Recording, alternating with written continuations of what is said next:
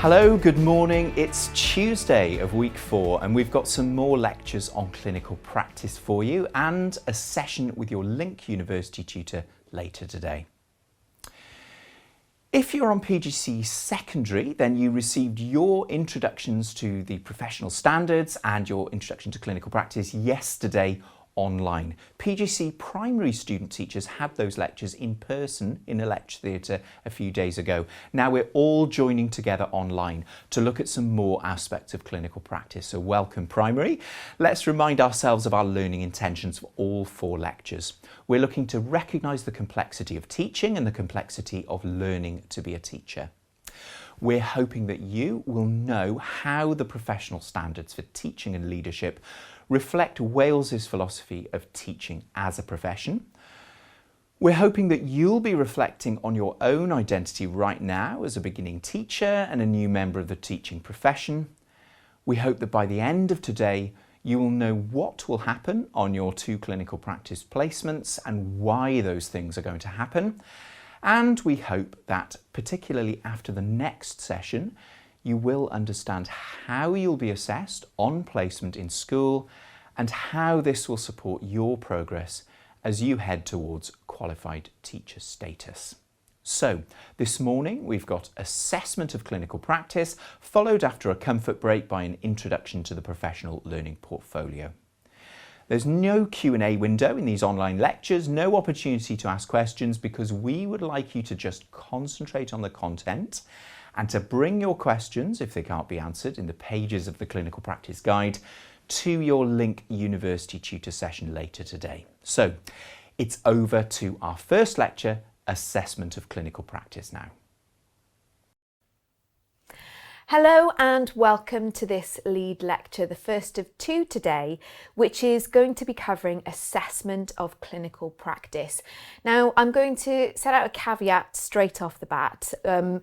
Assessment and how you're going to be assessed when you're on clinical practice is probably something that you're quite concerned about. You might be feeling a little bit worried about it. We're going to cover everything quite broadly in this lead lecture. But please rest assured that you are going to get extra support for all aspects of assessment, both from your senior mentor in school and from your Link University tutor at university. So if you get to the end of this lead lecture thinking, oh gosh, I didn't really tell us enough of the detail, more of the detail will come. Okay, so we're taking some broad brush strokes here and then you will get much more input down the line.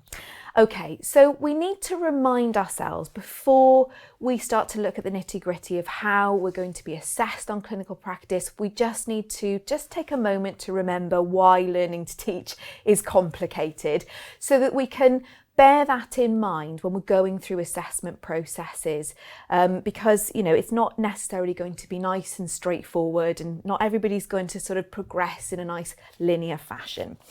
Okay, so we've got a slide here which gives us some of the headlines from the work of Byrne, Hager and Mutton. And we've seen this slide before, but it's worth just mentioning that this is based on research that they did with student teachers and then followed them into the first couple of years as early career teachers. So they haven't just plucked this from theory, they actually spoke to, interviewed real student teachers, real early career teachers in order to come up with these headlines. So we need to remember that we're juggling these 2 identities as student teachers. We're learning, we're being assessed as part of that process. We've got someone watching us in the classroom all of the time, you know, so that's fraught. And we know that actually learning is fraught with mistakes, and sometimes making mistakes is a really important part of the process.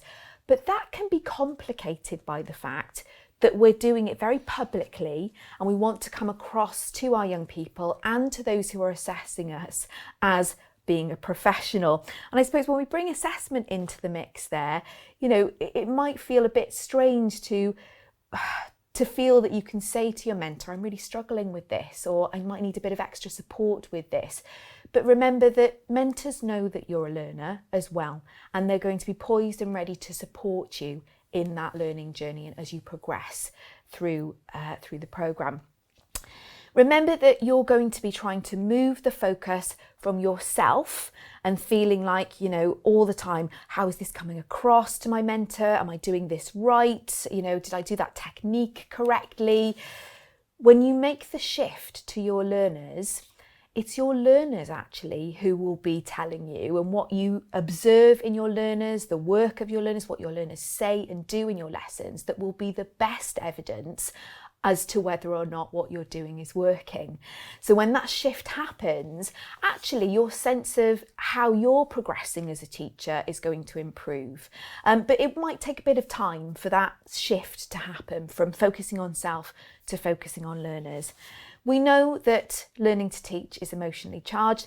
Being assessed is emotionally charged. So we'd encourage you, and we certainly encourage your mentors, to bear that in mind when you're going through some of the highest stakes assessment procedures that we've got on the programme. Remember that you're coming into this with preconceptions maybe, and those preconceptions will be challenged. And so again, assessment might come into play here. You might think you're doing something for the best, but actually in this school, with these kids, in this context, it's not quite landed. So assessment's probably going to come into that too. We know from research, also research that we've done here in the Cardiff Partnership, that simple rules of thumb aren't enough. It's not enough for your mentor to say, do it like this and it'll work. It works for me, it'll work for you. We know that human beings don't work that way. And we know that classrooms are complex places. So, if it were that simple, then actually maybe we wouldn't need 9 months to make you a student teacher.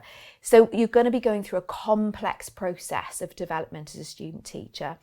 And what we also know is that professional knowledge and action of experienced teachers is difficult to access. And actually, we'd probably say the same for student teachers' development. So one of the best ways that your mentor is going to come to understand your understanding and progression is through professional dialogue. So you'll notice as we go through this session that a lot of the assessment methods involve a kind of two-way feedback process where you're in dialogue with the mentor, you're in conversation with them regularly, so they can really get an understanding of how you're progressing and what your understanding of how you're progressing is. Okay, so we'll get into the nitty-gritty now. We need to remind ourselves of those 5 standards, the professional standards for teaching and leadership. We've got the kind of bulk of the 32 elements that sit underneath them within pedagogy, which is split into 3 further segments. We covered that in a previous session. We've got leadership, professional learning, innovation and collaboration. And we know, and hopefully you've had a chance to have a look, we've got them on the screen here, some of them. We've got 32 individual elements that make up or that feed into those 5 key standards. And we know that we've got this mixture of critical elements, those that are highlighted in yellow, those kind of bread and butter aspects of teaching and being a practitioner and a professional that we need you to advance in quite quickly, because those are the sort of pillars that really make everything work. If we haven't got some of those things in place in the classroom, things can start to fall down, things like managing the learning environment. So we've got those 10 critical elements of the standards, and we've got 32 elements overall that you'll be expected to meet in order to gain QTS by the end of this. And what you've got there on the screen are the qualified teacher status descriptors. So we've got a bit of description there for each one that, as we mentioned in a previous session, they're not tick boxy, they're aspirational.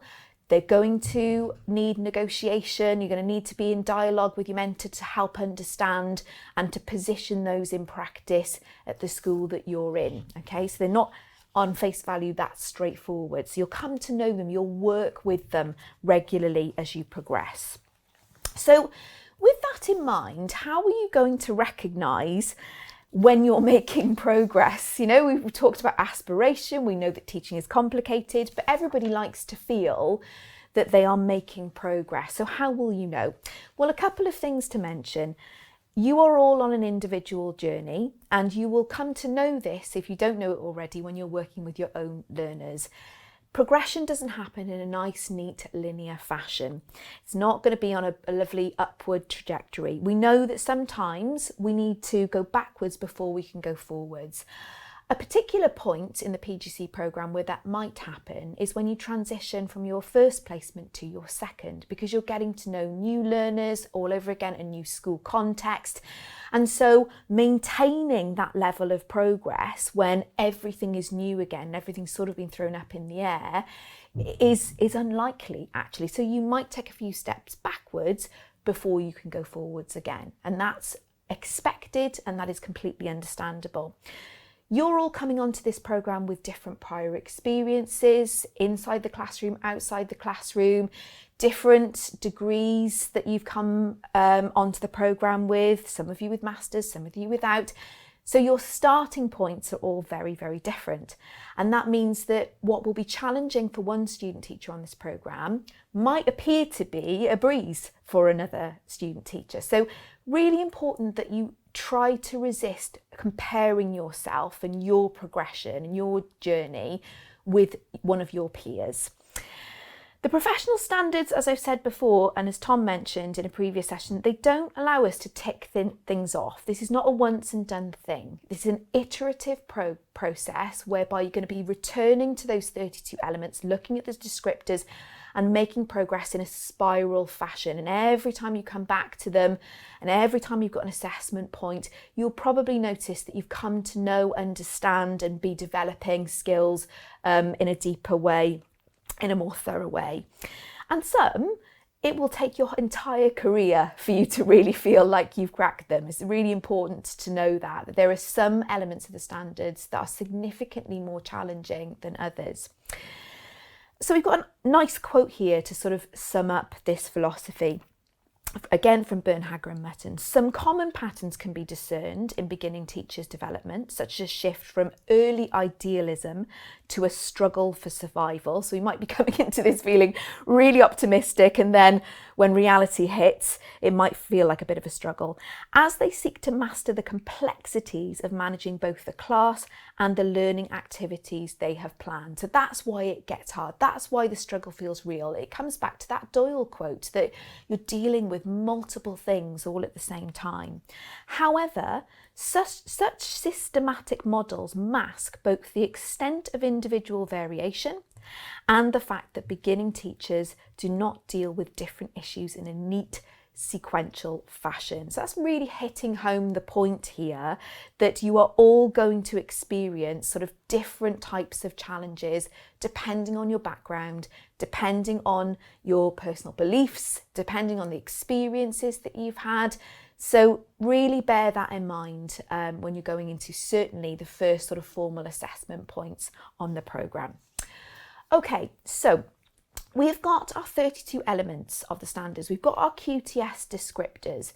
We've also got the work of Carol Steele, and you can see some of the headlines of her research that we use on the programme on the slide here to try and determine how a student teacher is progressing in each of those 32 elements of the standards as they move through the programme. So Carol Steele's work, again, this was empirical research that she did in the classroom. She worked with student teachers, she worked with experienced teachers, all the way up to those sort of expert teachers that've got that sustained, highly effective practice, just to look at the characteristics, the differences, what characterises a student teacher or a teacher who is at the unaware stage, at the aware stage, at the capable stage, and what we call QTS plus. She would call it the inspired stage. Now, it probably feels a little bit strange to have one of the stages along this continuum of development as being unaware. Sounds a little bit strange to be referring to a student teacher as being unaware. But if you cast your mind back to the video of Neve that we looked at in an earlier session where she's talking about differentiation, differentiation was a completely new concept to her. It was not something, an aspect of practice that she was familiar with. And so she was unaware of that particular concept, of those practices. And so it is perfectly normal and understandable at that point as a novice, at the starting point of the programme, to characterise her outcomes in P2, which is differentiation, as unaware. So although that kind of probably feels, you're going to feel a little bit, I'm not really sure whether I want to be unaware or characterised as unaware. If we have a look at the next slide, this will help us to sort of unpick in a little bit more detail how we are sort of characterising and the sort of indicators of whether a student teacher is unaware, aware, capable or QTS+. So we've got mostly adjectives here, and you can see if you've got really good site, you might have to go to the clinical practice guide. These are at the back of the clinical practice guide to look more closely. But if we zoom in just on one column, actually, if we have a little look at capable, and the reason why we're zooming in and having a look at capable is because in order to gain qualified teacher status on this programme, by the end of this PGCE year, you must have met each one of the 32 elements of the standards at capable. So what does it mean to be capable? Okay, so we've got here a teacher who, in whatever element we're looking at, let's think about managing the learning environment. If a student teacher is capable in managing the learning environment, we're saying that this student teacher is mainly impactful in how they're managing that learning environment. We're saying that actually the aspects of their practice in this area are mainly embedded, that they're wide-ranging, and I suppose you need to be wide-ranging when you're managing the learning environment, don't you? Because children are unpredictable, things might come up that were unexpected, so you need to have that sort of wide range of practice to fall back on so that you can adapt in the moment. It's mainly consistent. You are mainly independent at this stage, mainly rigorous, mainly robust. And if you think about it, given that you are, after this year, once you've qualified, going to be flying solo in the classroom, of course we would want you to be at that point feeling like you can be quite independent. You might need a little bit of extra support from your newly qualified teacher or early career teacher mentor. But generally speaking, is what we're saying is that when a student teacher has reached capable in all 32 elements, they're ready to fly solo.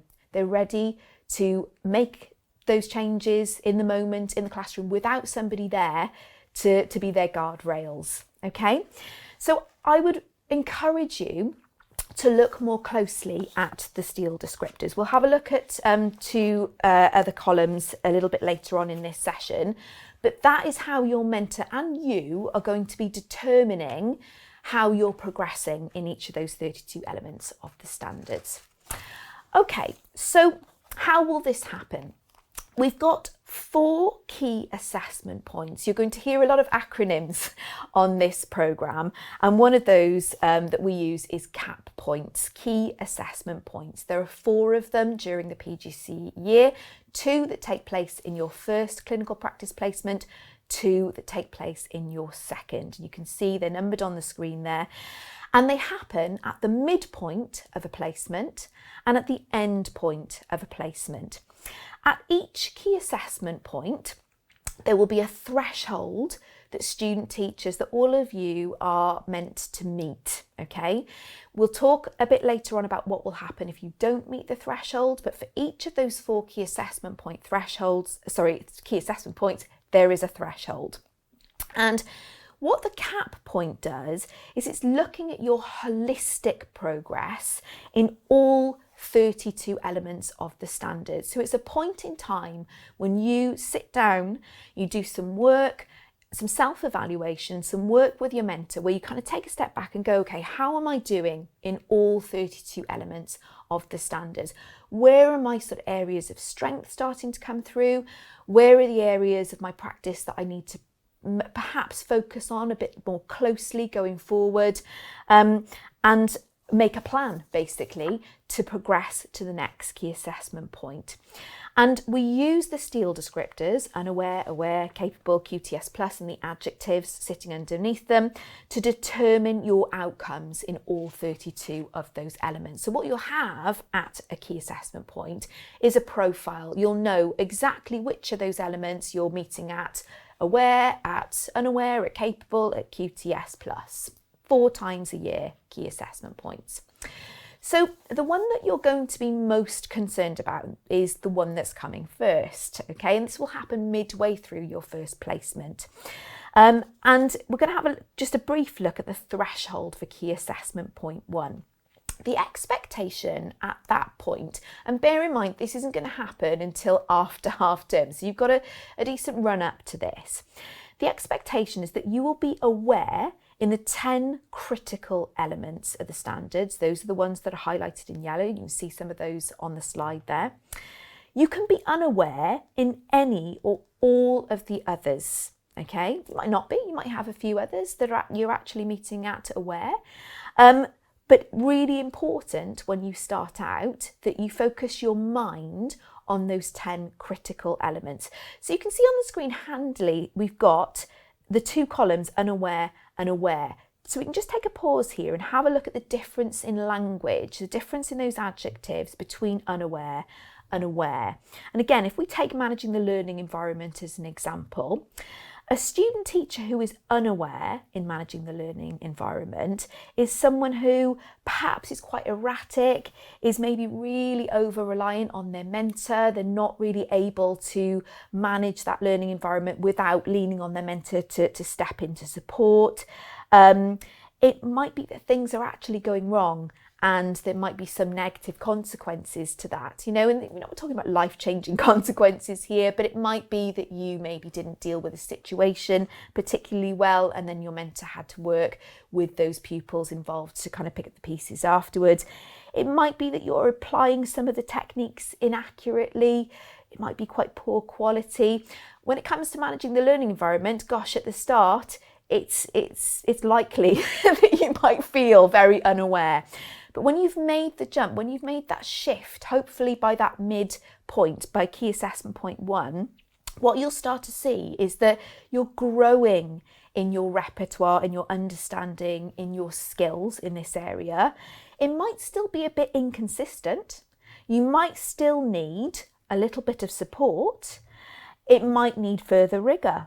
However, you're starting to see things improving. You're starting to see some impact of what you're doing to manage the learning environment. So we can see, just by comparing and contrasting those 2 columns, you can see how that progression might look when we look at a specific element of the standards. And this is what you'll be doing at that key assessment point 1, is that you'll be thinking critically about each of those elements of the standards and thinking, okay, does that describe me or does this describe me? Okay, so moving on.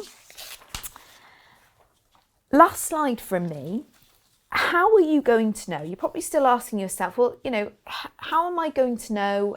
Who's going to help me to know whether at that key assessment point 1, I'm aware or I'm unaware? Ultimately, your mentor does have the final say. Remember that your mentor, it's likely, will have worked with other student teachers. And even if they're a new mentor, they will have had training on all of this in terms of assessment.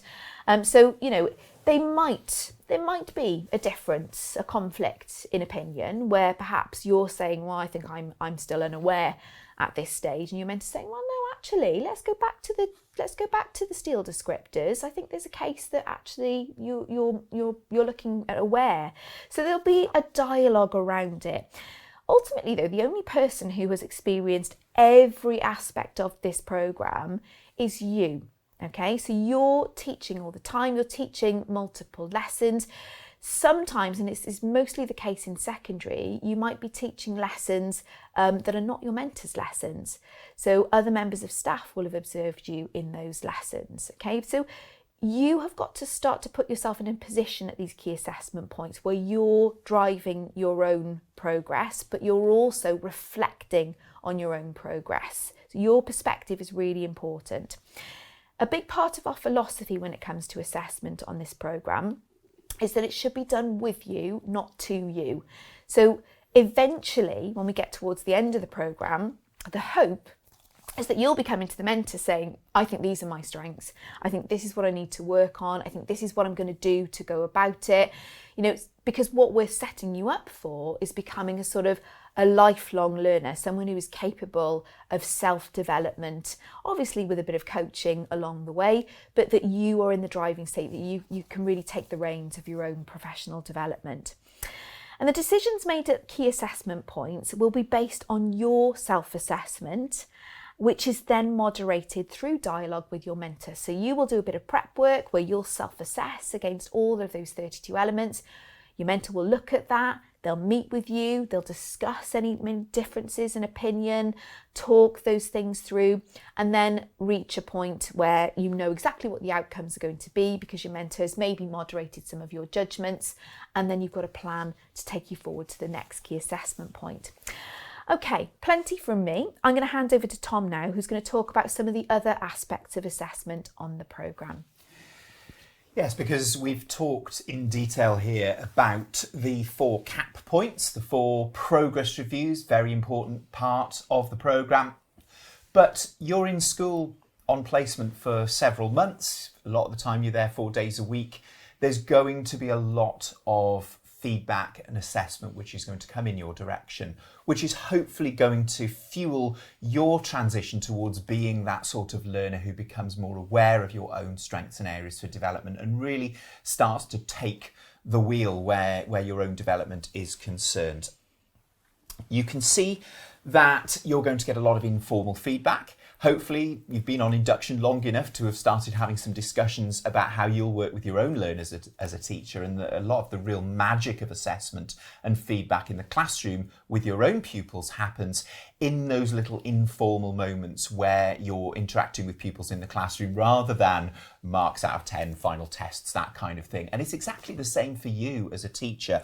And so that's why we've put this one top of the list, the informal feedback that you will get every single day when you are working with pupils in the classroom, teaching those lessons. We call it the Blue Book because historically we have in fact provided you with an exercise book, a blank exercise book. For some reason it's always been blue, we're not quite sure why, but the Blue Book can be a blue book, you can be an exercise book, or if you are one of those people who would rather have a shared document on a OneDrive or a Google Drive or something like that, that's absolutely fine. People talk about the Blue Book because we've got this sort of historical memory of exercise books flying backwards and forwards. The thing that really matters is that everybody in school, every experienced teacher who sees you working with pupils has the opportunity to write in that blue book, that virtual book, whatever it may be. Doesn't just have to be your mentor or your senior mentor. Could be a teaching assistant, could be another member of staff in the school. And what you'll get from that is the absolute gold of the teacher's knowledge and experience of teaching, their knowledge of those pupils and of that school. Some teachers, some mentors will write absolutely reams in that book. Some will be a little bit more concise, but if you're not providing access to that book or that shared document to everybody that sees you doing your thing in the classroom, you are missing out on a source of absolutely invaluable feedback. The reason we just hand it over as a blank exercise book or ask people to set up a document is that everybody has their own favoured way of setting these things out. In the past, I know I've seen blue books where there's literally been a line drawn down the middle of the page with a ruler, and we've got, what went well, even better if, strengths, areas for development. Sometimes it's more of a narrative sort of thing where the teacher's just writing things as they occur to them. The key is that people use that in the way that works best for them. And maybe you will be in a position to negotiate that a little bit with your mentor and your colleagues in school. So don't be afraid, once you've established yourself a little bit, to maybe have a bit of an influence in how that book is set out or that document is set out, because in there will be vital informal feedback which you will be able to use to develop and improve from lesson to lesson. And let's be honest, if you've been at the front teaching a lesson, sometimes you won't even remember some of the things that have happened, or you'll go and need to lie down in a darkened room and then you'll try to remember what's happened. Your mentor or your colleagues in school will hopefully have captured those things for you to look at, maybe later on when you've calmed down a bit, when you've had a little snack and a rest, and then you want to have a look at that. So I really can't emphasize enough how important that source of feedback is, that informal, formative, ongoing feedback. You also have 7 formal learning and teaching observations. These are possibly the ones where they loom a little bit larger in people's minds, but in a funny sort of way. Perhaps they're not quite as influential as the amount of stress that people attach to them. They can gain the status of sort of a bit of a performance sometimes. We do think it is really important to have these 7 snapshots of individual lessons, almost like little data points in time. But remember what Emma said earlier on, we're more interested in your holistic progress. The progress review is the thing that feeds into decisions about whether you pass placements or not, because your holistic work as a teacher, in other words, your work every single day with every class and every pupil all of the time, is much more important than a single lesson on a Tuesday morning with year 9 or literacy, language literacy and communication on a Friday afternoon, whatever it may be. Those data points are important, but they do not feed into the decision as to whether you pass or fail, other than as a data point that's equally valid with, for example, the things written in your blue book.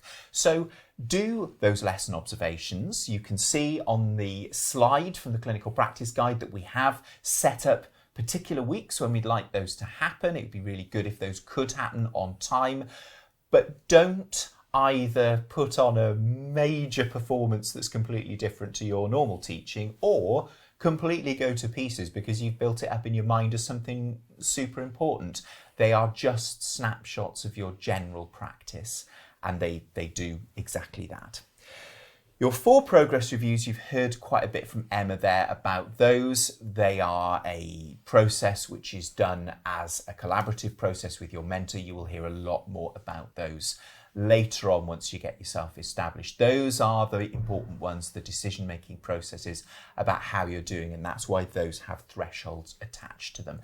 And your mentor will be experienced and will have had professional learning from us about how to use the standards. Remember, the professional standards are the all-important aspects of how we teach and how we develop both as student teachers and professionals. They will have had professional learning and experience in using those as a way of framing your strengths and your areas for development through professional dialogue. So make sure that these things are framed around the professional standards.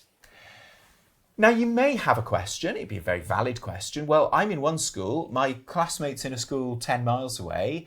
How do I actually know that my mentor is making judgments that are consistent with a school 10 miles down the road? Or even if you're in secondary, for example, somebody in a different department? And that is a very valid question. We do need to ensure that those judgments are consistent, but we also need to balance it with the fact that every school is different, every context is different, every subject is different. And we have spent a lot of time working out how to walk that line. So as Emma said, the mentor's decision is the important one, because the mentor is the expert in you. They will see you teach more than anybody else. They know the school, they know the class, and they know the subject if they're in secondary as well. So we think that the mentor is going to be the expert in you. That being said, they are completely entitled to expect some support to ensure that they are being consistent with other people in the school, other people in Wales. And that is where we come in and where the senior mentor comes in. We have a process called quality assurance. It's a sampling process. It's done in collaboration with schools, and your Link University tutor will be out and about during your placement, visiting a sample of mentors in place in those schools to support them in ensuring that their judgments about unaware and aware and what the standard elements actually mean are consistent. That's not to say that we, as university tutors, beam down into a school and start telling people whether they're right or wrong, because they are the experts in you and the school. But what we do is support them to understand whether they are framing the elements of the standards and the nature of aware, unaware, capable and QTS plus in the same sort of way as everybody else. It's a more collaborative process. It's a process that recognises the expertise of school colleagues, but which also recognises that realistically, a lot of them don't get out of school from one week to another and see other schools, whereas we have the privilege of seeing multiple schools, multiple departments, multiple classes. And so that is a collaborative process which ensures that mentors feel confident. It's a confidence building exercise for mentors. It's not a big stick for mentors or a you're right, you're wrong for mentors. It's a confidence building exercise which helps them connect themselves with colleagues from elsewhere. The senior mentor in school also has a QA role because they can see across their own school whether things are being applied and framed in a consistent way. And so it may very well be that you see the senior mentor pop up from time to time doing that. If you don't see the university tutor come and see you teach, it doesn't mean that the process has gone wrong. We have a limited sampling role and we work with schools to identify mentors who would most benefit from that sampling process. So you may very well see a university tutor from time to time, or you may not see them at all. There is an elephant in the room now. You're probably sitting there, you're probably feeling nervous about your placement. You're probably thinking, but what if I'm having a complete nightmare? What if I'm struggling? What if I miss that threshold that Emma was talking about? What if I don't manage to meet aware in some of the critical standards? What's going to happen? Am I going to be thrown off the course straight away? Is it going to be a sort of ejected from the building situation? It's not.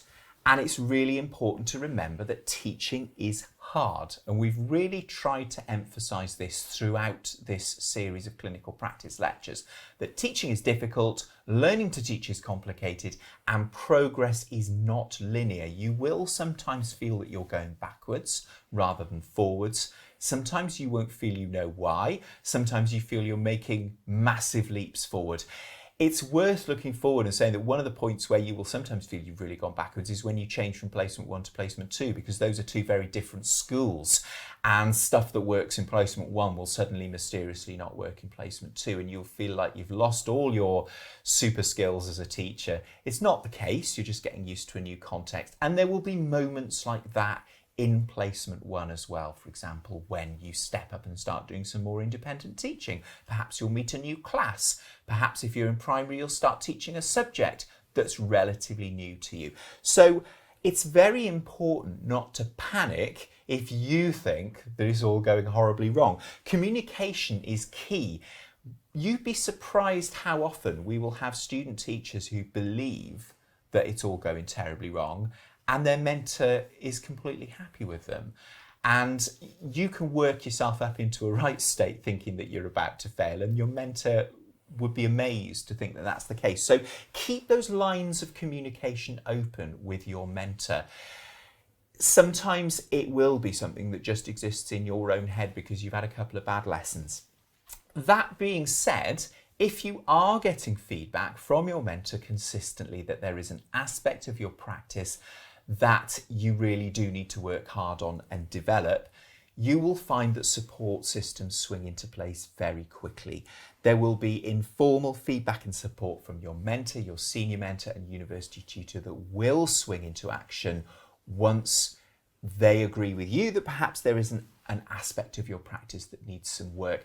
We are big on coaching here in Cardiff Met, and there is a coaching process that school will use with you, where they will spend more time with you asking questions about how they feel that you can work with them to improve whatever it is that's not quite firing on all cylinders at that particular moment.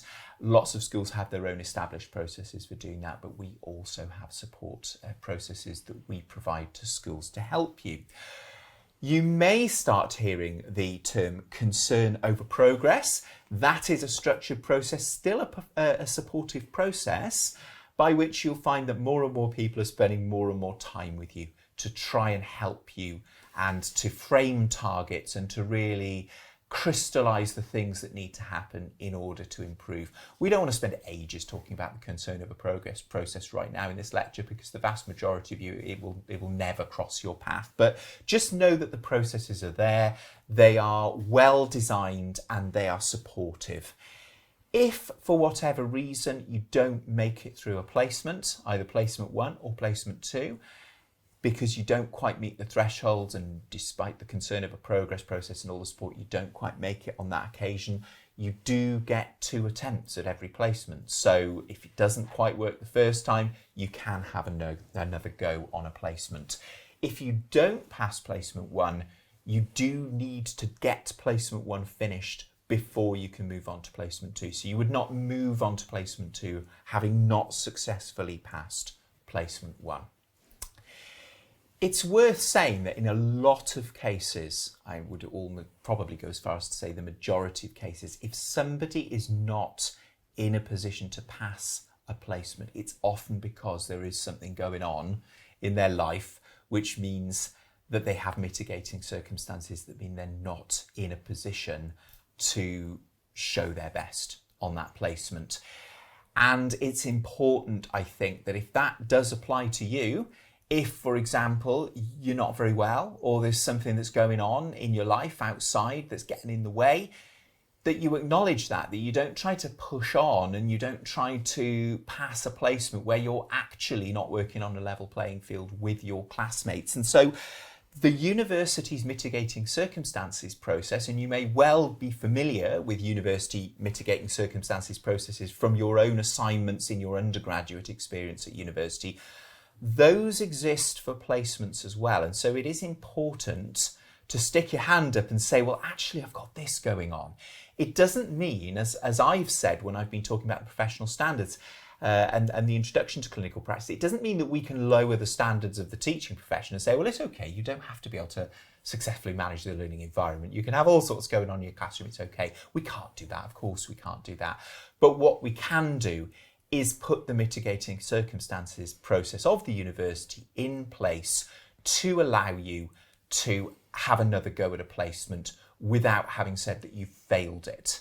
Because it doesn't necessarily mean that you've failed it, you just weren't in a position to pass it because of what was going on in your life. If this is the case for you, everybody will swing into action and you'll know all about this. But just be aware that that is the case, that in the majority of cases, I would say when someone's struggling on placement, it's because of something that's going on, and we can acknowledge that. Some important names for you now. The placements in school are a university module. There is one for each placement, and so, as those of you who've been in university recently will know, modules have module leaders, and so there is a person who is responsible for the operation of your placement module. Emma and I are sitting on screen at the moment because we're responsible for the design of your placements, for the application of the vision of how student teachers learn and our chosen model of research-informed clinical practice. But we don't do the operational day-to-day running of those placement modules. Those are the module leaders for clinical practice, and those are the people who oversee the actual nuts and bolts and day-to-day running of your placement, and therefore they might be people that you will hear from or that you may need to speak to at some point. And so their names are on the screen for you. Dr. Fiona Heath-Diffie is the module lead for PGCE Secondary if you are doing it through the medium of English. If you're an English medium student on PGCE Secondary, Dr. Fiona Heath-Diffie is your operational module lead for clinical practice. Rhian Wynne-Griffiths is that if you are doing secondary through the medium of Welsh. If you're a primary student and you are on the English medium pathway, a very familiar name for you, Sian Davies-Barnes, because she's also your programme director, she will be looking after the operation of your placement modules for you. And Sianed Dafydd will be doing that for primary Welsh medium student teachers. So it's worth just making a little note of who that person is who is overseeing the operational running of the module. Don't forget that we have explained that you have a Link University tutor who is the person who oversees your experience in school. So it's very likely that the first port of call for you in the case of any little blips that happen to you on placement, it's likely to be your Link University tutor because they've got the in-depth relationship, that trusting relationship with your school, with your senior mentor, and are likely to solve those smaller problems. But just it's worth knowing that those people are sitting, looking at the operational day-to-day running of the module for all of you on those pathways.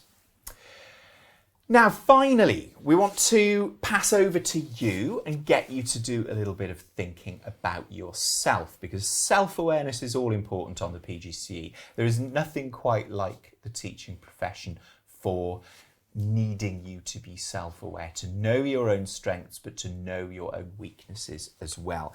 And we really like the pen portraits of student teachers with those trajectories that aren't linear, which is pretty much everybody, non-linear trajectories through teacher education, which have come from the Burn, Hager and Mutton book from 2015. We've made these available to you so you can have a look at them, have a read of them. Read about Rhiannon, Anita and Bob, who learnt to be teachers back in the day and had these experiences in learning to be teachers where they had their ups and downs, and they came for different reasons. We'd like you to read them because we'd like you to ask yourself, this is just a personal exercise, a little thought experiment, do you identify with any of those student teachers? And if so, why? What do you know about yourself as a learner?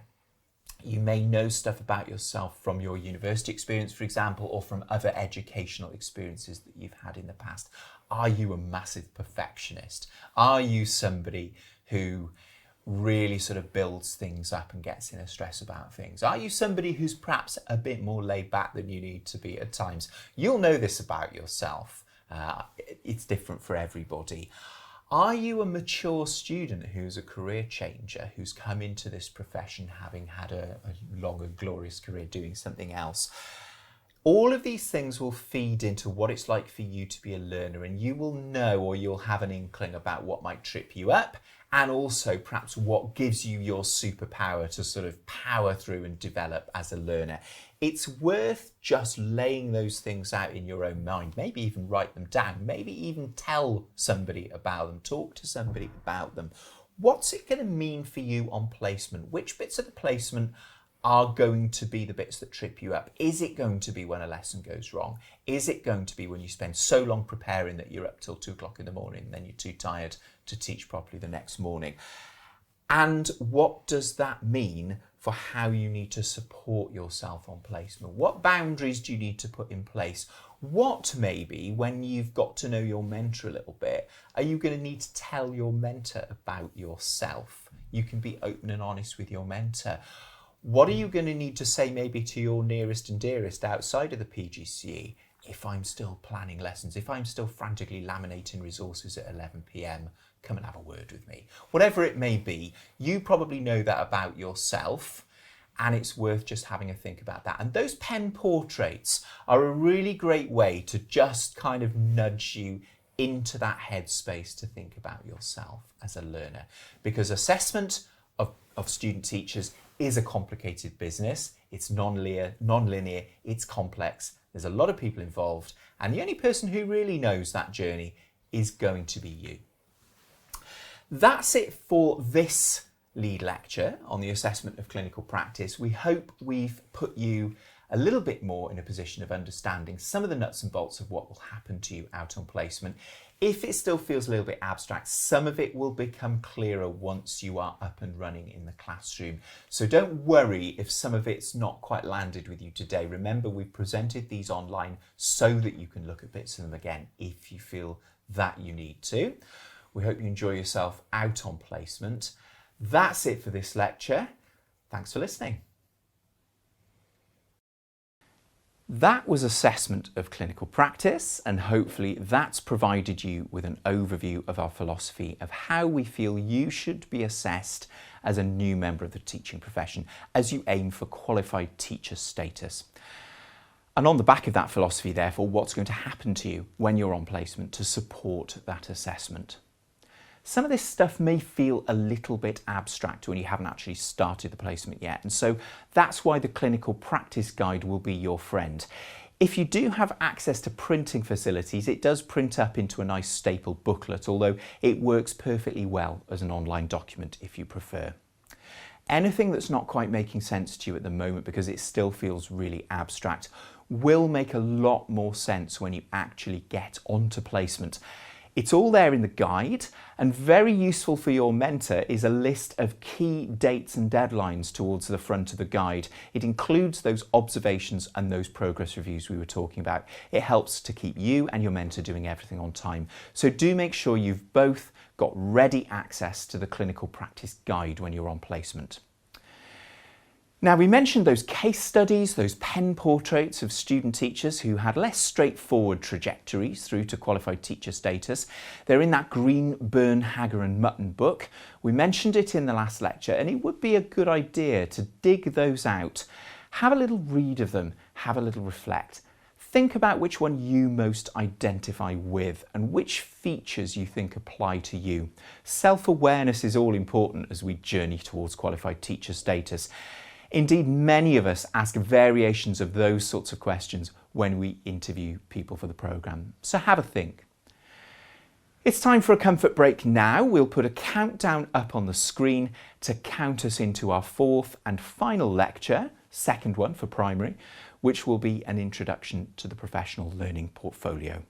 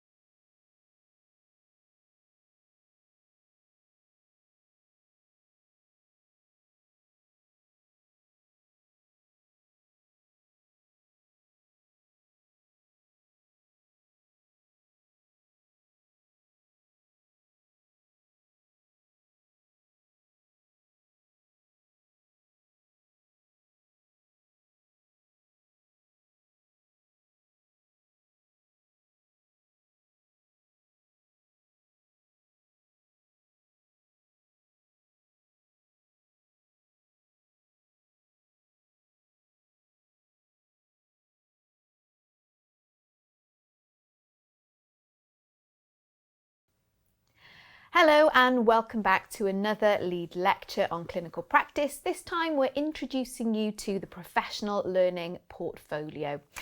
And in this session, we're going to be ranging far and wide, starting out with why we encourage you to use the PLP, what is the philosophy behind it. We're going to take you on a guided tour through the PLP. We'll talk to you about how you will use it on a daily, weekly, quarterly basis. And we'll have a look at the week in the life of a student teacher and how they're using their PLP to support their learning and progress.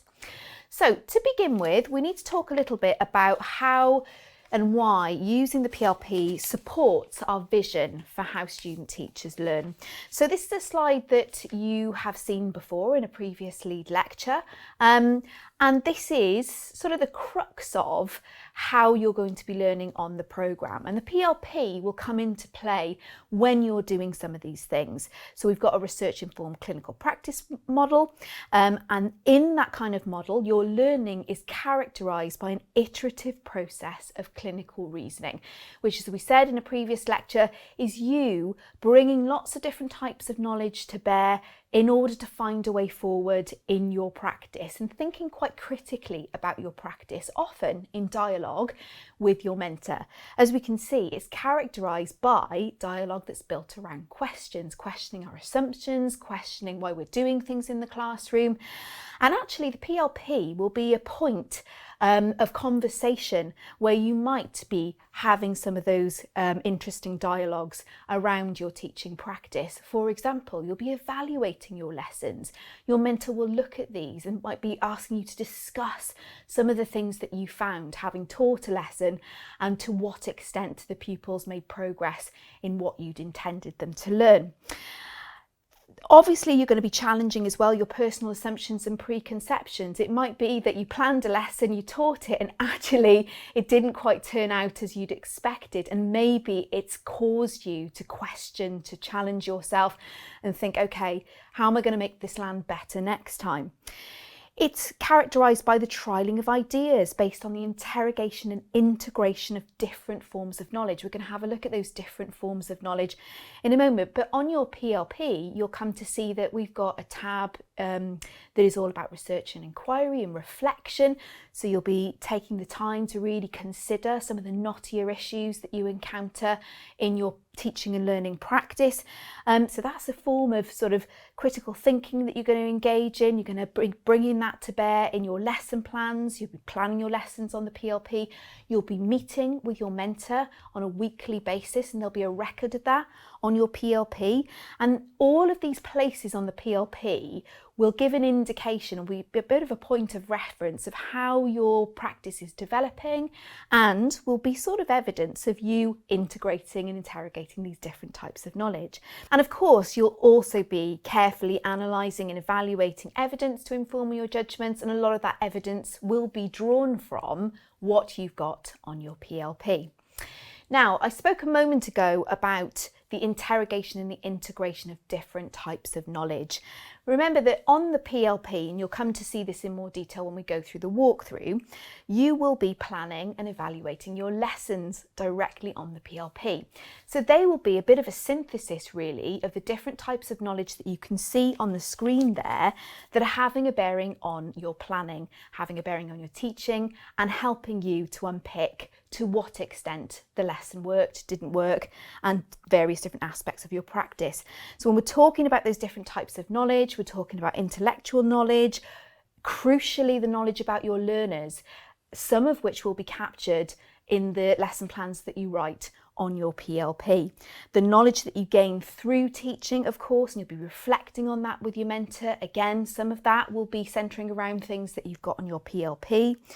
You'll be unpacking the professional practical knowledge of your mentor, and it might be through the dialogues that come out of your mentor meetings that you'll be capturing the minutes of on your PLP, where you'll try to sort of crystallise some of that crucial knowledge in action that your mentors possess, that wisdom that they've got that you'll be tapping into. You've got your one-page introduction that will feature on your PLP, and that's where a little bit of a sense of your personal knowledge, your identity, your beliefs, who you are as a learner will be documented there. And also you'll be gaining knowledge through indirect practical learning. You've got a tab for research and inquiry on the PLP. So some of the things that you're doing outside of the classroom that will have a bearing on your planning, teaching and evaluating will also be captured on the PLP itself. So we needed a place, a portfolio, which when you look back on it, having finished your PGCE year, will be a really clear indication of how you've been progressing, how your thinking has been developing, and how you've been integrating, interrogating these different types of knowledge in order to move forward in your practice.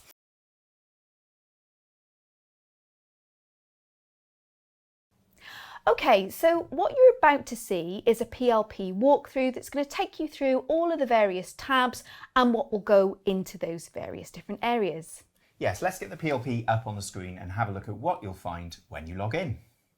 So we're into the PebblePad platform, and PebblePad is the platform that runs the PLP, the Professional Learning Portfolio. You should get a link in your email from the Education Workforce Council that will be the link you need to follow in order to log in. If it asks you for your organisation, remember that this is run by the Education Workforce Council, the EWC. So you're not going to find Cardiff Met in this list, but you will find the EWC, and you may need to select that from a list of organisations in order to log in. You will have been provided a username and a password by the Education Workforce Council, as have I. So I'm going to log in now, and I'm landing on this page here. The very first time you enter the PLP, you're going to need to grab your own copy of what's called the workbook. You only need to do this one time when you first log in. And if you click on the menu icon at the top, the three horizontal lines, you'll get some new options pop out from the side here. And in the resource store is a big pile of materials that the EWC have created for us. It's important you get the right one of these the first time. As I said, you only have to do this once, but you do need to get the right one because otherwise you're going to be filling in the wrong stuff. 2025 PGCE Cardiff Partnership for ITE Professional Learning Portfolio, PLP. You're not wanting the Youth Work Standards or anything from 2024. You want the 2025 version. And when you click on it, you will end up on this landing page, which contains your attendance register. It's up to you to fill in the attendance register and to log any absences, because remember, you have to complete 120 days in school by the end of the programme. So it's important to know if you've got time to make up. The attendance register is set out in terms of the PGCE weeks. PGCE week 1 includes your very first day here on the programme right at the start of September. So you were in university for the whole of that week, and hopefully you were here, in which case you can start marking yourself as present. This is something you're going to need to go back and do once you get access. You're going to need to fill yourself in right up to date.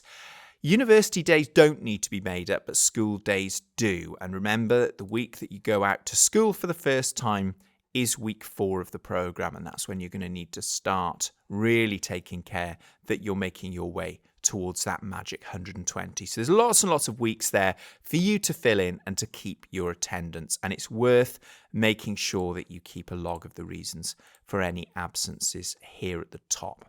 So your responsibility to complete that attendance register. Along the top here of the PLP, there is a series of menu items, and these open up into extra bits here. You can see the attendance record here at the top of the first one. The professional documentation is the place that you land when you first log in.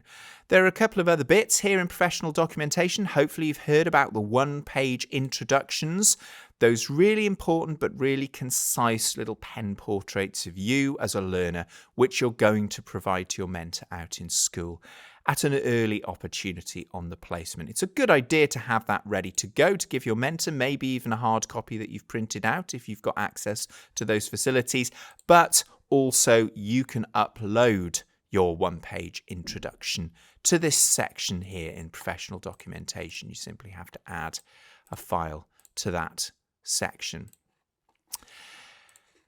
Also in the professional documentation section is a sort of general document section, and there'll be times during the program when you hear about things that you need to put on here. It's always a good idea to have your timetable available. Once your teaching and learning timetable in school is made available to you, it's useful for us to know where you're going to be at different times. So it's good to have a copy of that, and if it does change, update it with a new one. There's things to do with health and safety, code of conduct, your child protection reflective notes from that lecture, and so on. And so there will be times when you need to put things in these document sections as and when they arise. The other document section is just a general catch-all space for anything that doesn't fit anywhere else, but you think it's useful to have it there available.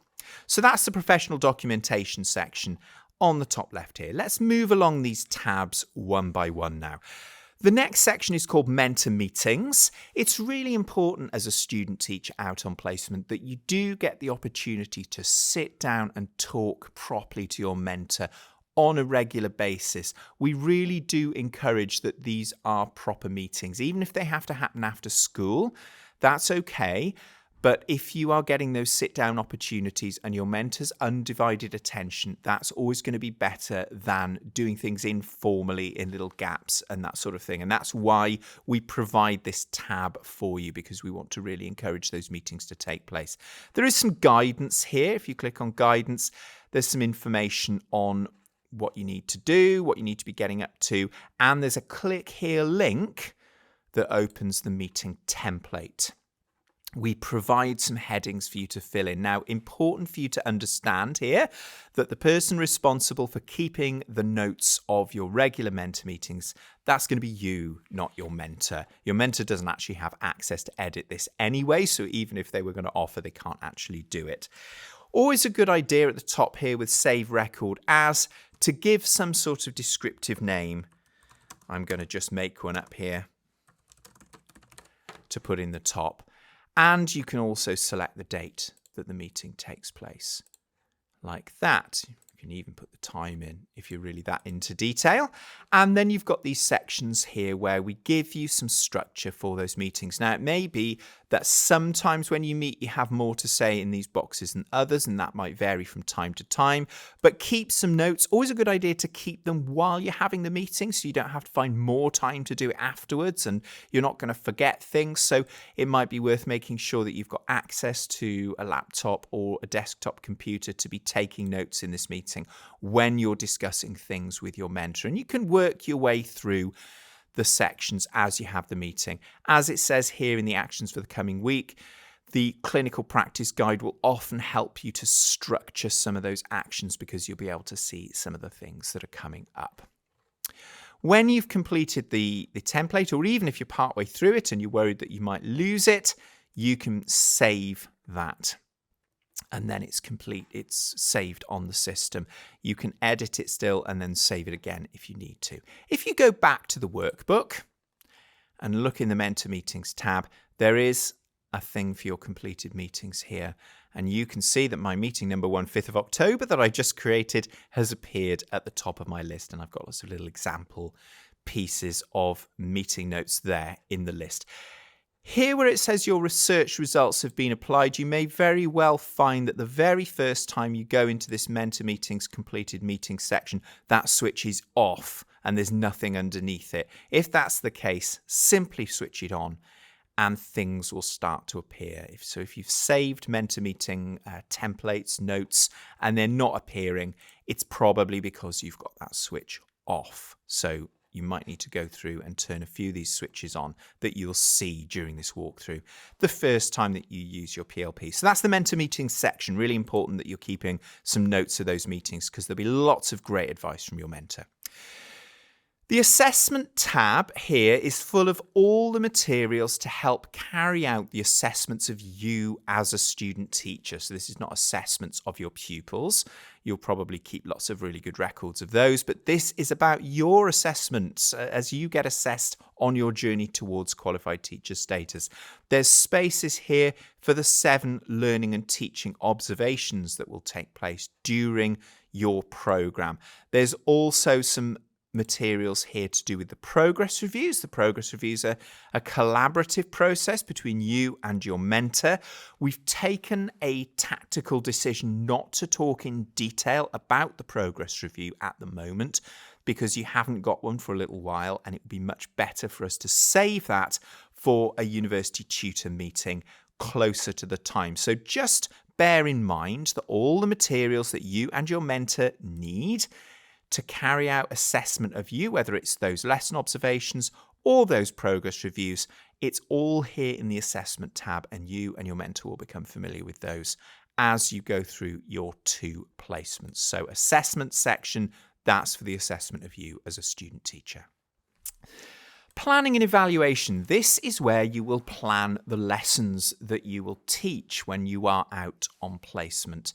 And here in the planning and evaluation section at the top is a little bit of information and another link to the planning template. We use an electronic lesson plan template, and the PLP very conveniently collects all of this up so that everybody can see your lesson plans, you, your mentor, your senior mentor, and us here in the university. So if you click on that template, you will get the lesson planning template.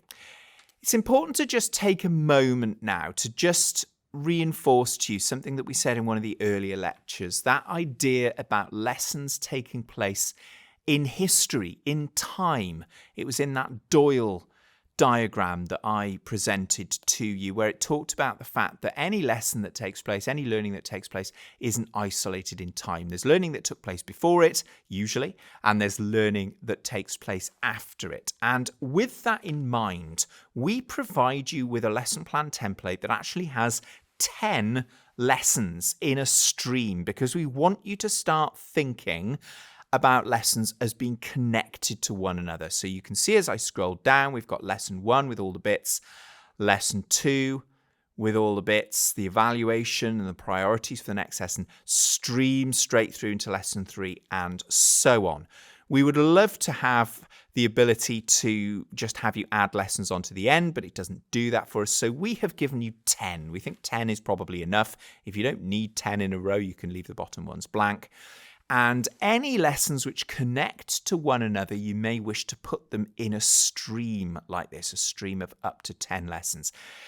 This is very much up to your judgment as a teacher. Let me give you some examples of what might constitute a stream of lessons. If you're a secondary teacher and you're teaching Year 8B, history, they've come onto your timetable, you will probably teach a little section of lessons, maybe over a half term, maybe even over a term. And there'll be a particular topic, I don't know, the Black Death or the lead up to the First World War, whatever it might be. And you'll have that little unit, that little topic that you'll do with that Year 8 class. You will want to collect those lessons together in a stream because you'll want to plan them, evaluate them, and then plan the next one. So that sort of makes sense. And when you move to a new topic with that Year 8 class, you'll want to open a new one of these templates and start a new stream. If you're a primary specialist, you might have a single class to teach, but you might have several things going on in parallel. For example, a stream about literacy or reading, for example. If you do that on a regular basis with a class, you might want a separate stream for those. But you might also have a stream for the topic-based work that perhaps you do in the afternoon most days. Perhaps you've got a topic, whatever it might be, the Romans, for example, and you cover lots of different subjects or AOLEs in that topic. You might want to collect those together in a stream. So I would imagine that a primary specialist with a single class may have several of these streams going on in parallel.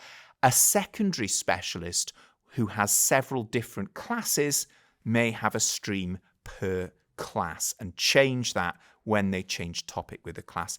There's no particular right or wrong answer to this. It's down to your discretion as a teacher, understanding that the idea is this is to help you make the learning connect up from one learning episode to another. So just think about that when you are planning.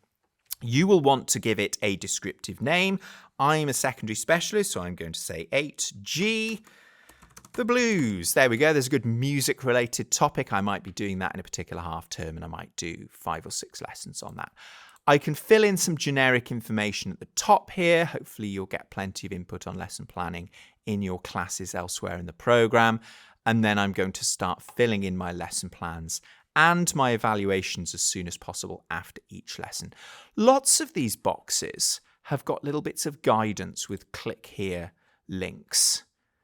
So if I'm going to click on these links, it usually gets you to save before it heads off elsewhere so you don't lose your work.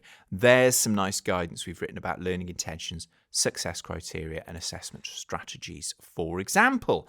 And there are lots of these links scattered around throughout the lesson plan. Don't forget to save your work often, because you don't want an internet outage or something like that, or a computer crash, to lose your lovely work. Okay, so that's the lesson plan template, and you'll get very used to that as you go through the program. In the planning and evaluation tab, similar to the mentor meetings, these things will get collected with this switch switched on. It will collect them. You can see the one that I just made, the 8G, the blues, has now appeared at the top of my collection of lesson plans. You can see I've got lots of nice examples there that I've created throughout the years that have all got collected because they are on that lesson plan template. They've been saved. They will land in your collection in the planning and evaluation tab. So this is not a part of the lecture intended to go into depth about actual lesson planning. I'm just showing you where it all lives, so that will do for that tab for now. Research and inquiry. Similarly, you've had a certain amount of input already about what we believe about research and inquiry and the sort of things that you will do. And there's lots of material in the clinical practice guide about research and inquiry. So again, I'm not going to go into huge detail about this. There's some guidance as before. There's a bit of information about research and inquiry. Also in this guidance section are the reflective model templates. We provide you with 4 different ones.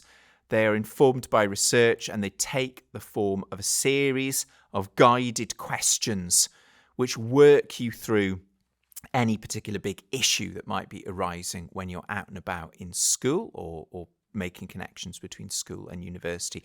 The only thing I would say about these reflective model templates is that they tend to be quite big pieces of work. These are not things that you do every time anything happens out on placement. These are for when you've got a really interesting, knotty or difficult issue that you want to really delve into. I wouldn't do these all of the time.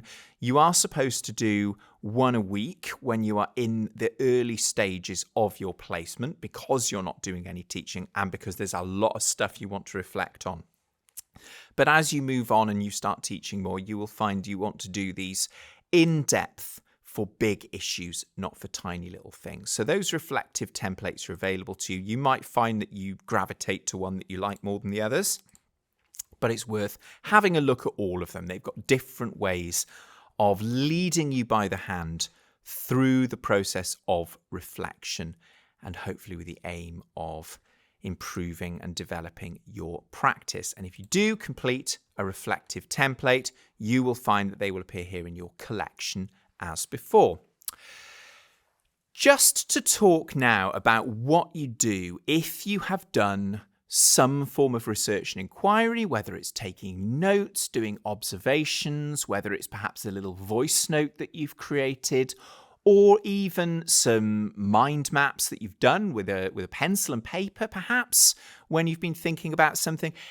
We do understand that not everything that you put in this research and inquiry collection will necessarily be on those reflective model templates. I said that they were only really for digging into the really big issues. So what do you do if you've carried out a slightly less heavy duty, a little bit more informal piece of research and inquiry, but you would like it to appear in your research and inquiry log?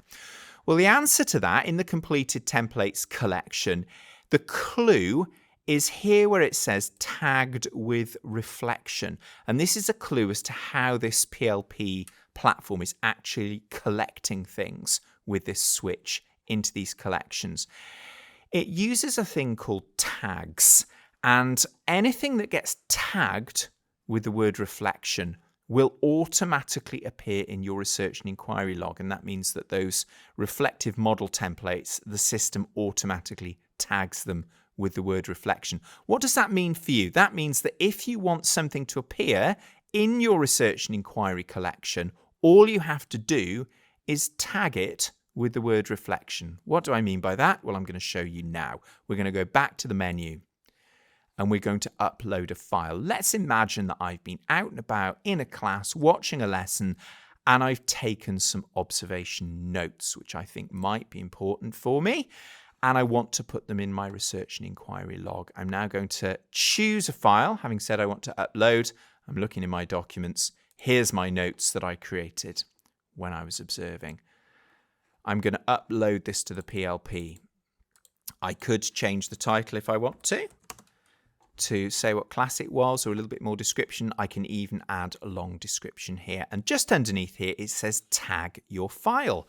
And you'll remember in the research and inquiry log, it talked about things being tagged with reflection, the word reflection. So I'm going to start typing the word reflection. And here we go. A little picture of a tag appears and the word reflection. So I'm going to click on that. And now this is going to get tagged, sort of like a little picture of a luggage tag there, with the word reflection. I'm going to upload that file. Just going to have a little think about that. I'm just going to click away for a second because it doesn't update straight away.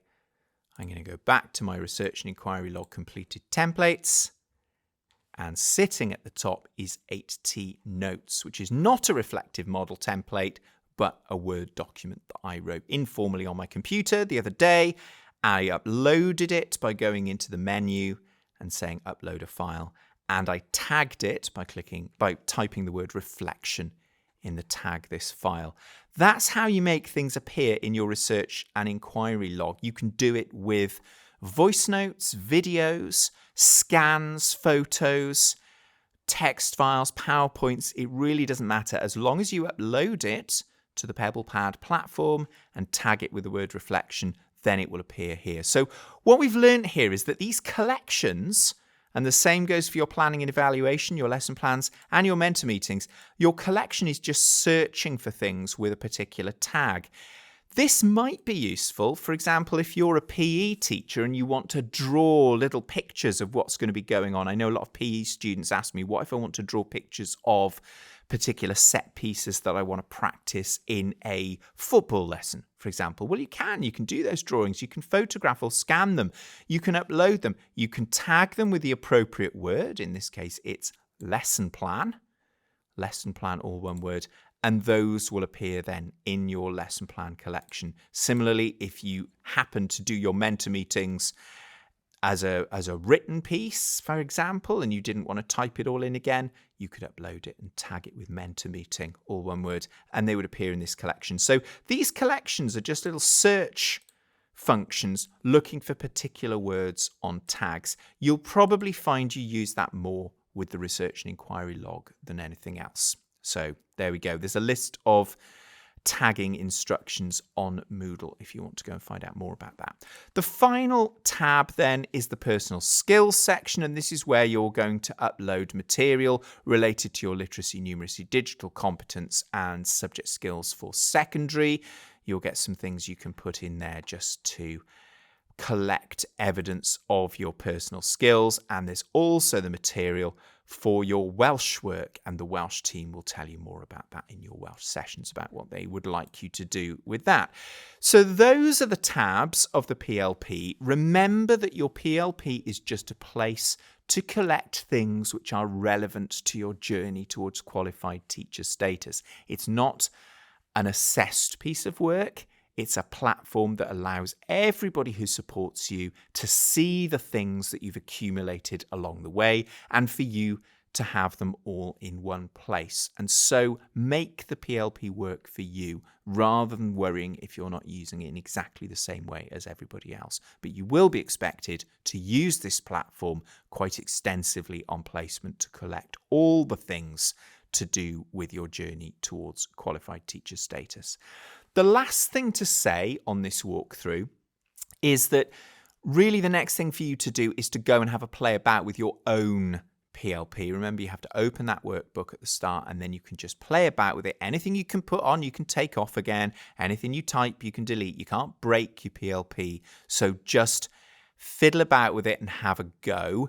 If you do come across a technical problem, it's important to remember that this platform is operated by the Education Workforce Council, and so we cannot help you with technical problems, and nor can the IT help desk here at Cardiff Met. The email address you need for problems is professionaldevelopment@ewc.wales. You can see it there on the screen, professionaldevelopment@ewc.wales. They are extremely helpful and they actually have the admin rights to fix things if there are problems. We don't, and nor do our IT help desk. So there's a walkthrough for you of the PLP. I would urge you to get on your own as soon as possible and start having a play about with it. Don't worry about it. Don't stress about it. Hopefully you find it useful to collect all the things that come your way over the next few months. So there you have it, a walkthrough that you'll be able to refer back to as we progress through the year. So what we're going to do now, and we'll refer again to the slides, is I'm going to give you an indication of how you might be using your PLP on a daily, on a weekly and on a quarterly basis, and the sort of things that you're going to need to get into a really good routines of doing so that you continue to maintain it and you make the most of it. So what will you be doing on a daily basis? Well, the bread and butter of what you'll be doing on a daily basis on the PLP is planning and evaluating your lessons. And I can't stress enough really how important it is to evaluate your lessons as soon after you've taught them as possible.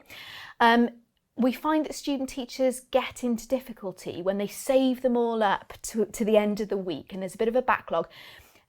Mainly because it's not fresh in your mind. The assessment that you did of the learners in that lesson, how things played out, that's not fresh in your mind. It might cause your evaluations to be less precise. So really try and get into those good daily routines to make sure that you're planning and evaluating your lessons. Now, there will be some rules around timings for plans to be completed on the PLP to provide enough time for your mentor to give you that crucial feedback that you'll need before you come to teach the lesson. Okay, the usual rule of thumb is about 48 hours in advance for those lessons to be ready so that your mentor can have a good look and give you some feedback. So on a daily basis, you're going to want to keep on top of those plans and those evaluations. On a weekly basis, you're going to need to log your attendance in the attendance tab. Again, that's something that you don't want to have a backlog of. You've got to stay on top of it because, of course, we know that 120 days on clinical practice, on your placements, must be completed in order to qualify and gain qualified teacher status. It's really important that you maintain that record.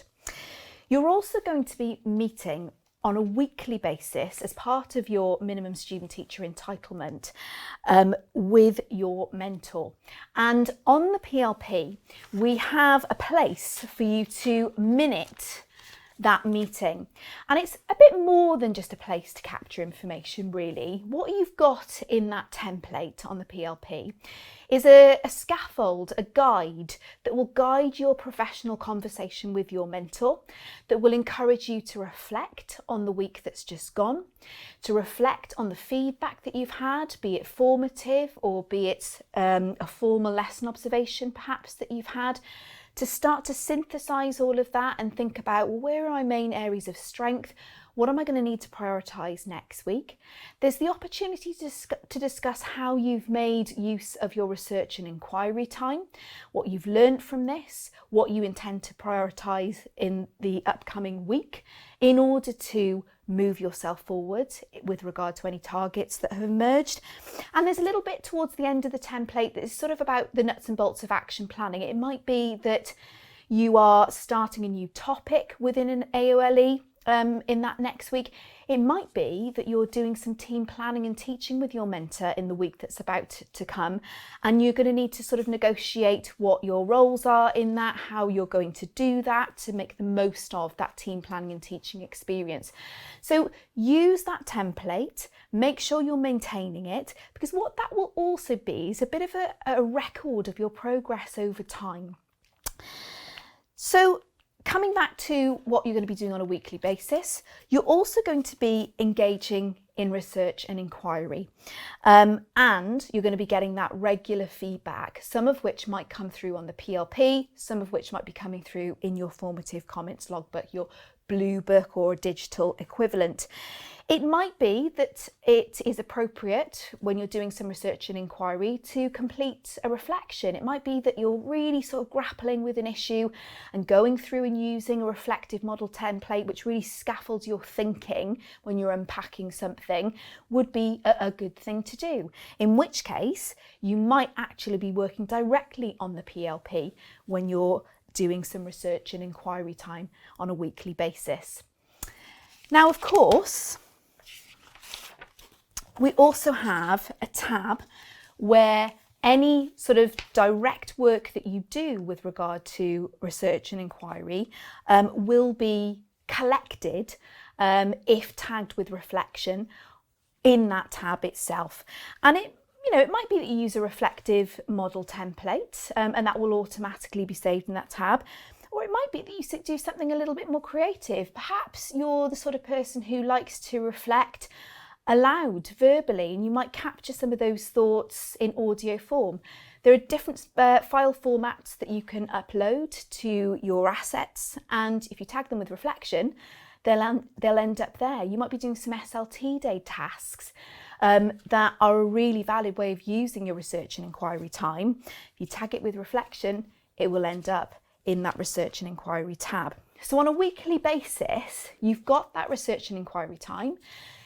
You don't have to have something to show for it every week of the PLP. There'll be certain things that are prescribed, and then there is a bespoke approach to R&E, and it's for you to make the most out of that time. And over time, anything that you've done that you've tagged as reflection will be collected in the research and inquiry tab. So what about quarterly then? Well, we know from the assessment of student teachers on clinical practice lead lecture that on a quarterly basis, we've got key assessment points. And at each key assessment point, you will have a progress review. And there are dedicated tasks that your Link University tutor and senior mentor will support you to prepare for that will be completed on the PLP. You've seen from the walkthrough that in the assessment tab, we've got a synthesis of progress. You will complete that on a quarterly basis. You will self-assess your progress using those STEEL descriptors of unaware, aware, capable, QTS plus in preparation for each progress review, and there's a place for that on the PLP, all so that you and your mentor and anybody else who is tracking and monitoring your progress can see that on the PLP. Your university tutors can see it, your senior mentor can see it, your mentor can see it, and you've all got a sense of how you're progressing. So there will be more resources and support on this to follow, but on that quarterly basis, the main thing you're going to be doing on your PLP is preparing for your progress review. Okay, so what we're going to do now is Tom's going to take you through a week in the life of a hypothetical student teacher and explain how they might use their PLP during that week. Yes, because we've talked about all the different bits of the PLP almost as separate things. And yet, of course, in real life, on the programme, this is all going to happen in a much more holistic way. So we're going to take an imaginary week. We can see the programme layout graphic here, and we're going to zoom in on a pair of fairly ordinary looking weeks when you're on placement. The reason we're looking at 2 weeks there is because we're going to run from Thursday to Thursday. You can see there that we've got the primary and the secondary columns on Wednesday. Don't be fooled into thinking we work a 6-day week, even though it feels like it sometimes. Those Wednesdays, remember, are on a carousel and you're in school Monday, Tuesday, Thursday, Friday. So on the first Thursday, let us imagine that you have taught a lesson and been formally observed by your mentor. It's gone pretty well, But in terms of areas for development on the feedback, your mentor has suggested that it would be a good idea to look into how you can challenge the class more, particularly the more able pupils. So those pupils who, given an appropriate level of challenge, will work above and beyond your average pupil at that level. And that's often a piece of feedback that we all get actually as teachers. It's very easy to forget about those more able pupils. Some of them will challenge themselves, but some of them will not. Some of them will coast. And so it will often be a piece of feedback to really explicitly think about that. And the mentors said in the feedback that the student teacher needs to think about ways to give those MAT, more able and talented, there's another acronym for you, MAT learners, more opportunity to genuinely lead their own learning, to take the lead and actually move things forward by themselves. That's the feedback that's come in the lesson. So we're going to look at what you as a student teacher might do over the course of the following week to address that piece of feedback. On Friday, you have your weekly mentor meeting. Let's imagine, in this case, you sit down with your mentor and you discuss what's been going on that week, what you're going to do next, what are your priorities for the next week. Remember, as a student teacher, you are entitled to those regular meetings with your mentor, and they really are where some of the magic happens in terms of moving you forward in your practice. And because there is a template on the PLP, Emma showed it you earlier, talked about it earlier, to record what goes on in those mentor meetings, we can see that this particular student teacher has made some notes, having discussed with the mentor that feedback about challenging those more able pupils more. We've now got to the point that we've got some specific examples of things that the student teacher can look into doing in the following week. Pre-planning questions, those brilliant questions that teachers ask pupils, sometimes they do have to be explicitly planned for, ones that will stretch and challenge the pupils. More challenging resources, maybe a version of the resource for the task which is a little bit more challenging for those pupils that need it. Or sometimes not giving those pupils quite so much in the way of resources, making sure that they have a little bit more autonomy and freedom and have to work out a little bit more for themselves. That is a form of challenge in itself. And we can see this little snippet of the template on the PLP from the mentor meeting. Those are some ideas that have gone down there. So that's why it's important to record those things in the mentor meeting bits of the PLP. In those mentor meetings then, the mentor is going to help this student teacher reflect. Hopefully they're going to ask some really pertinent questions of the student teacher to help them come up with some suggestions for the next steps, not just impose ideas, but also draw them out of the student teacher.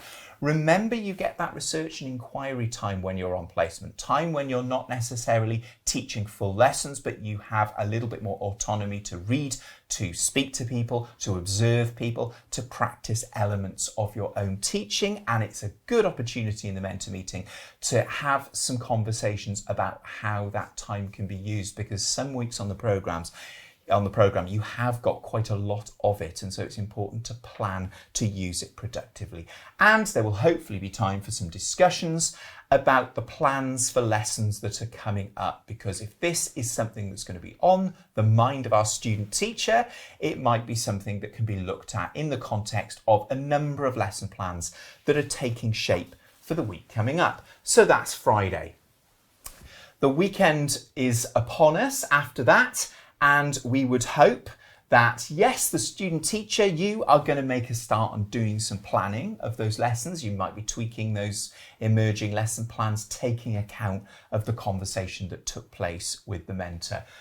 I would very much hope that you as a student teacher would also get some downtime. You would maybe step away from your PLP, step away from that laptop and do one or two other things. Because one of the things that we all find out when we're teachers is that even when we appear to be doing something else, those ideas are just percolating away in the subconscious. And so some of those things will just be chugging away in our minds, and we'll be coming up with some ideas, even if we're out with our friends or we're doing our hobbies.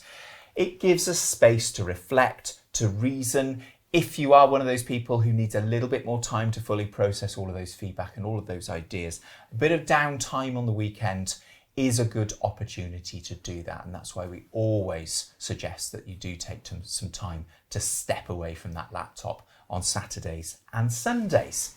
Let's look at the week that then restarts. We're back in school on the Monday. We've got our breakdown. Remember the clinical practice guide? Every page, week by week, tells you how much time you're going to spend on each thing. And we've got a decent amount of research and inquiry time there, a day. And we've got some teaching to do, some team planning and teaching as well.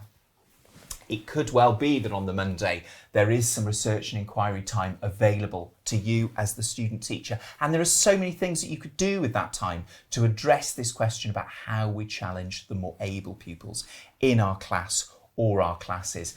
You may use one of the reflective models on the PLP to start pulling some of your thoughts together. They're a really powerful tool, those reflective models. You don't want to use them for just every little thing that happens, but if it's something that you're really interested in or really feels quite big, where you feel you're going to want to draw together some reading and some observing and some reflections on your own teaching, that might be quite useful. You may spend some of the time in school doing some reading of relevant literature. Relevant literature could be journal articles, could be some quite heavy duty research, or it could be some of those much more accessible texts which are found more and more in school staff rooms these days, aimed at busy teachers, which distill the research into strategies. And lots of those are really popular in schools. It might be a good idea to have a read of some of those. You could act upon some of those specific recommendations that have come from the mentor, whatever those might be. For example, you might have a focused observation you could do. They might have identified a member of staff in the school who is particularly good at challenging more able pupils through the more sort of obvious means, like differentiated resources, different versions of the resources for more able pupils, or maybe something a little more subtle, a subtle removal of the support perhaps from the more able pupils, giving them a bit more of a leadership role perhaps, and there may be loads of things you can see around the school. You may be given names of a couple of people who may be willing to speak to you about this. You could get into some professional dialogue with your colleagues or even your student teacher peers in school. You could make some arrangements to do that and possibly find some more opportunities to do some additional team planning and teaching over and above what you've got planned. Maybe you might like to assist in a class that isn't one of yours and focus particularly on some identified more able pupils and support them specifically without that mental load of having to actually teach the whole class at the same time. The opportunities are really endless for what you can do with that R&E time. Don't fall into the trap of thinking that it's just reading time, because there's so much more that you can do. Moving on to Wednesday then, and depending whether you are primary or secondary, you will be in university or you will be on a school-led training day. Either way, whichever one it is, there are opportunities for you there to collaborate more with your peers, perhaps with your tutors in university or the ITE coordinator in your lead school. More time to discuss and gather ideas, and it may well be that something that's going on the SLT day or in one of your university sessions may give you a few more ideas. It's also an opportunity to discuss some literature, some academic literature. If you're a secondary student, maybe your subject lead might have something subject specific to give you. If you're on primary, your tutors here in university may well be able to feed some academic literature in, and you can have the discussion about challenging the more able with reference to that literature. So it's an opportunity to come away from that busy school context and really unpack things in that very different type of space. And then we're back to Thursday. We've done our week in the life and you're going to teach that class again. Hopefully, as a result of all the things that you have done over the course of the preceding week to address that piece of feedback from your mentor, you will see some marginal gains happen in the classroom, or if you don't see it, your mentor might see it. They may spot things that you don't in the heat of the moment while you're teaching, and some progress will take place, which in this particular case would be, we will see some impact on what goes on for those more able pupils in your classroom. They are hopefully making some steps towards leading their own learning a little bit more and being more challenged and able to produce work and outcomes at that higher level. That's the hope anyway. It's really important to say at this point that we're not saying this is a happy ever after thing. You do a quick week of R&E and mentor meetings and all of a sudden you are the acknowledged master of challenging the more able and talented pupils. It doesn't happen that way. Everything that we've said in our clinical practice lectures about the complexity of teaching, the complexity of learning to teach, and that non-linear progress that you made means we really must be careful not to paint a picture that a quick week of work is going to turn you into an absolutely amazing challenger of every more able pupil in your class. But we will see those gains because what you've done over the course of this week, this fictitious week in the life, is that you have been drawing on those different sources of knowledge that Emma was talking about earlier on in the lecture.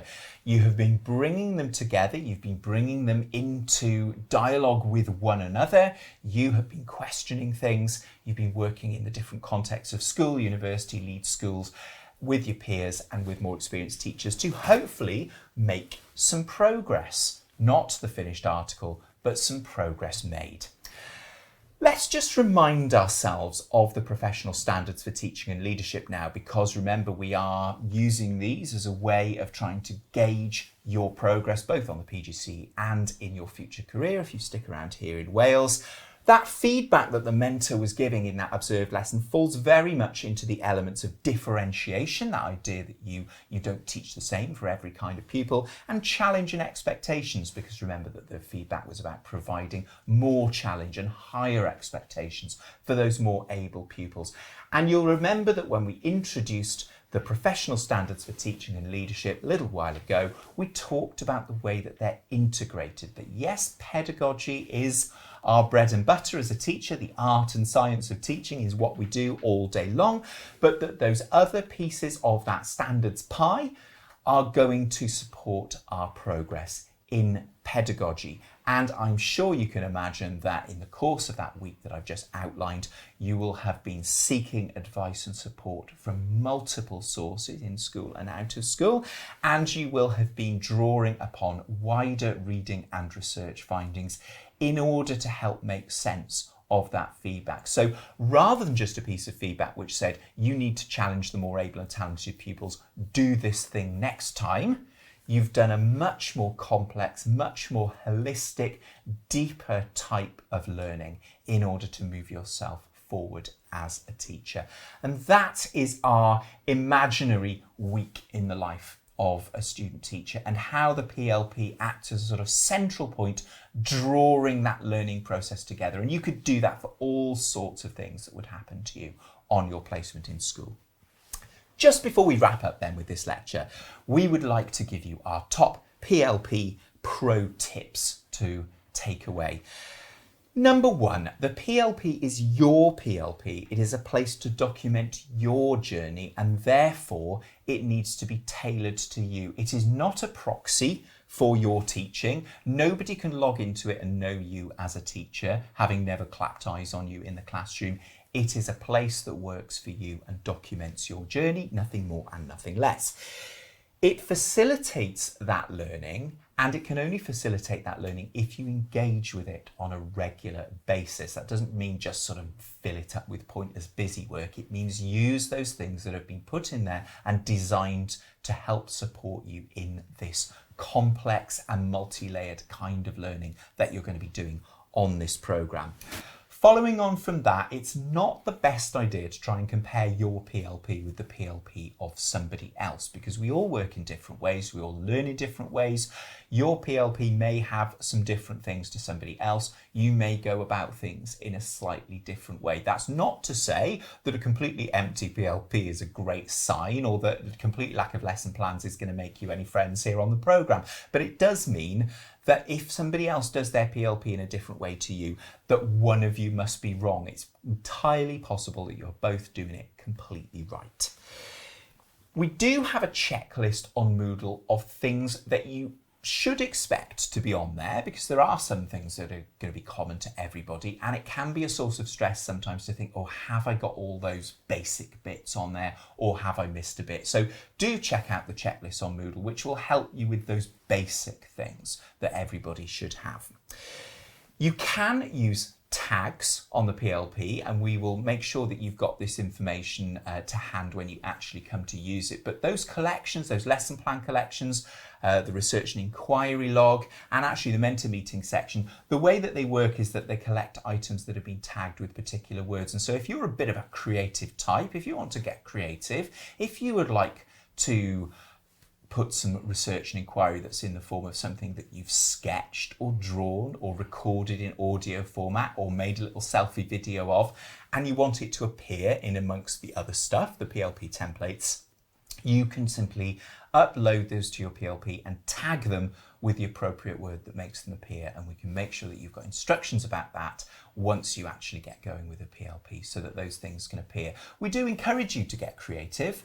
There's lots of online written templates on the PLP, but some people do like to work differently, and we're completely fine with that, and the PLP will allow you to do that if you use tags to get creative. And then finally, there is an app, the Pebble Pocket app.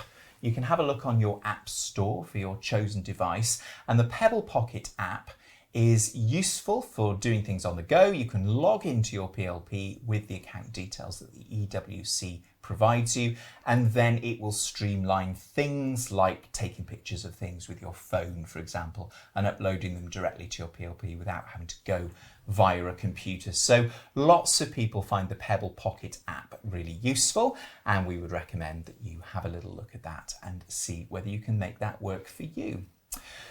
So that just about wraps up our run through the PLP.